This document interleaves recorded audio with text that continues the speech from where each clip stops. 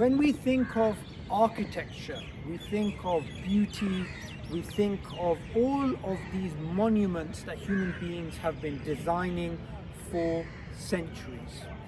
Now, this is the height of civilization.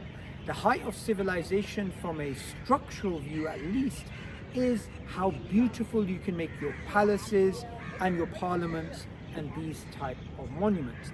Yet, we need to ask ourselves a question: if we are simply creatures that evolved under natural selection, then shouldn't we just be trying to enhance our survival and reproductive capacities as opposed to building the most beautiful architecture that people marvel at?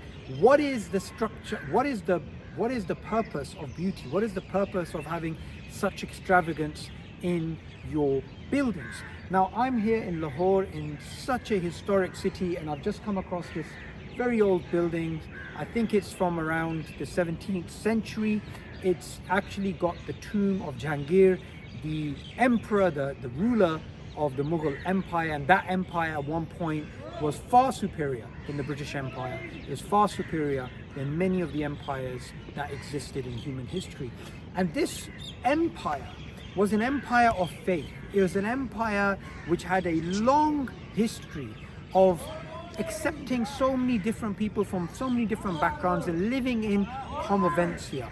And again, why would you want to live in convivencia if we have survived in a way that there is this group selection and there is this in-group, out-group sort of hatred and this type of bias? Why would we be tolerant of others? Why would we not only build these beautiful buildings but have beautiful values like love and compassion and tolerance?